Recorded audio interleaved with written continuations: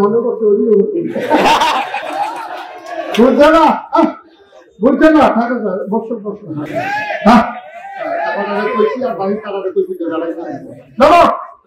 একটা কথায় ইমানদার, একটা কথায় মানুষটা যে পেয়ে যাবে। আপনার পরনের লুঙ্গিটা যদি খুললা করে দেখেন, আপনিও দেখবেন যারার সামনে খুললা করে তারাও প্রায় লুঙ্গি খুলে দেখে আছে। কিন্তু ইমান এমন একটা জিনিস, যার যায় তেও জানে না, যারা সামনে যায় তারাও ঠিক কিনা বেঈমান হয়ে যায়। সেকেন্ডের ভিতরে নিজে কখনোই আপনি বলতে পারবেন না কখন বেঈমান হয়ে গেছে, কখন ইমানদার হয়ে গেছে। কোরআন কারীমটা বুঝা কিন্তু সহজ। আমাদের কিছু ওলামায়ে কেরাম মানুষদেরকে বোঝাইছে যে তোমরা কোরআনের কাছে যাও না, সাংঘাতিক বিষয়।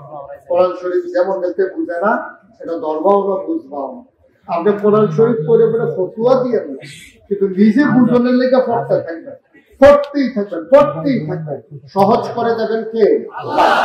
এখন তো বাংলায় অনুবাদ বের হয়েছে, যে শব্দের আপনি অর্থ পারেন না, ব্যাখ্যা বের হয়েছে, রিক্সা গাড়ি আছে, সুতরাং আপনার জন্য সহজ। কিন্তু আপনি যদি পড়তে না চান, জানবেন কেমন? এটা হচ্ছে ইনফরমেশনের যুগ। এই গোটা পৃথিবী আজকে নিয়ন্ত্রিত হচ্ছে ইনফরমেশনের মাধ্যমে। আগের মতো আল্লাহ দৌড়দৌড়ি নেই, আগের মতো অর্থবাড়ি দিয়ে কুপাকুপি নেই। এখন ইনফরমেশন দেখছেন না, ড্রোন হামলা শুনছেন না, অর্থাৎ মানুষও না, ড্রোন চিহ্নিত করে ঘরের ভিতরে দিয়া দেখা গেছে যে মুসলিমরা তাদেরকে হত্যা করে ফেলতেছে। এই ইনফরমেশনের যুগে এখন আপনি পেছনে পড়ে থাকলে হবে না, আপনাকে আগাতে হবে বহুদূর। আর এগিয়ে নেওয়ার জন্য ১,০০০ বছর আগে এই কোরআনুল কারীম নাযিল হয়েছে। সুবহানাল্লাহ বলেন। কোরআনই তো আমাদেরকে সেই কাজটা করেছে।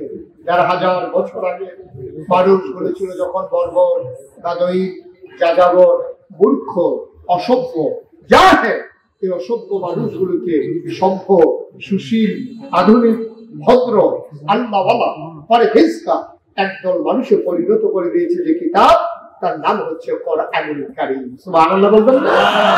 এই কোরআন মানুষকে বদলে দিয়েছে। পশ্চিমা বিশ্বের যারা মানুষ, বড় বড় যে ইউনিভার্সিটি, যেগুলো আমেরিকা, ব্রিটেন, সুইজারল্যান্ড, সুইডেন, তারপরে বিভিন্ন দেশে এই যত বড় বড় ইউনিভার্সিটি আছে, ওখানে আজকে গবেষণা হচ্ছে যে তখন তো গোটা পৃথিবীটা অন্ধকারে নিমজ্জিত ছিল।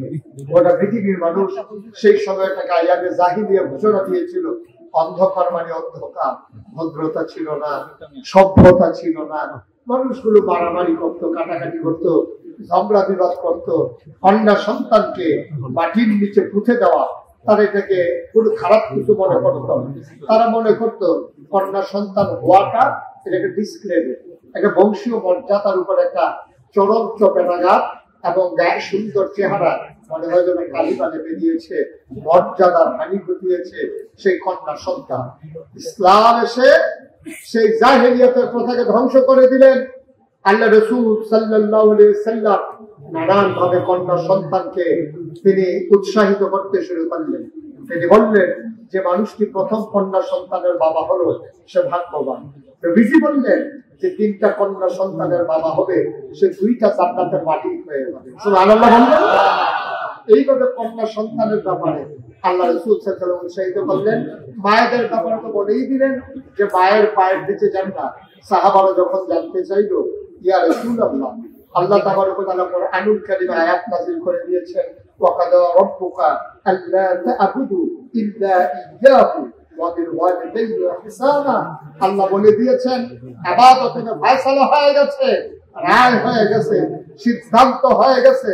ওয়া কাদা রাব্বুকা, আল্লাহ রায় দিয়ে দিয়েছেন, ফয়সালা দিয়ে দিয়েছেন, সিদ্ধান্ত দিয়েছেন, আল্লা তা'বুদু ইল্লা ইয়্যাহু, ইবাদত হবে শুধুমাত্র, কেবলমাত্র, একমাত্র আল্লাহ। ঠিক কিনা বলেন? ইবাদত হবে কার? আল্লাহ দিয়া, পীরের পায়ে গিয়া। এই কারবার আমাদের দেশে আছে নাকি নাই? মাজারে গিয়া সেজদা দেয়, পীরের পায়ে গিয়া সেজদা দেয়, পীরের দরবারে গিয়া দরখাস্ত দেয় যে বাবা অনেকগুলা পেরে দিচ্ছে, একটা ছেলের খুব দরকার, বিটা যদি খুঁজতে ঘুমাই পাবি মরে গেলে গান, একটা মানুষ ঘুমানোর দরকার আছে, আগে যে কেউ আবার একটা ফুটের লাইন করে দিবেন, নাউজুবিল্লাহ বলবেন না? তারপরে দিয়েছে, ও গত কয়েকদিন আগে তুফান গেল, তোমার ঘরটা তো আবার ফোনের ঘর, এই ফলের ঘরে যে সুন্দর তুফান হয়েছে অনেকে টিনের ঘর উত্তরপাড়ার কি রান্না বাড়ি উড়ানো পাওয়া গেছে তোমার ফলের ঘরের অবস্থা কিনা ভাই নমুনা খারাপ আছে এই তুফানে কোনো ঘর থাকে না কেমনে জানলা কি কইতা এই তুফানটা রাখি দিয়া বাস তিনটা ফালাটি বসাইলাম আর শিখাটি লাগাইলাম এই ফালাটি খেলা কোনো মতো ঘরটা খারাপ হয়েছে কথাটা কি হয়েছে কথা না কথাটা কি হয়েছে ঠিক আছে তোমার আব্বার সঙ্গে বেরোবো না এইরকম কি ভাব আছে ওই ইন্ডিয়ান ফাইলটি ইন্ডিয়া তো কমনে যেত না মাথাইয়ার রুমি ওষুধরা খাওয়ানোর কারণে আব্বার কোনো মতে খারাপ হয়েছে কথাটা কি হয়েছে কথাটা বলা দরকার ছিল আপনাদের তো কইছি না আব্বার তো ক্যান্সার এই রূপে তো মানুষ বাঁচে না আল্লাহ কি পুত্র আল্লাহ মানে মায়া করছে এই বাদাইয়ার সিফার ভিতরে একদম গুড় আক্তর এখন আপনার বুড়া মানুষ এবারে চিকিৎসার লেগে ভালা এখন ওর সন্ধান পাইলা ওষুধ রয়টা খাওয়াই না আল্লাহ দয়া কইলা আমার আব্বারে আমরা কিসমতে দিয়া গেছে সবার আল্লাহ বলতেন না সুতরাং আল্লাহ বলছেন যে এই কোরআনুল কারীম যে আল্লাহ দিলেন মানুষ তৈরি করার জন্য নবীজিকে পাঠালেন অভদ্রতাকে দূর করে ভদ্রতার সমাজ তৈরি করার জন্য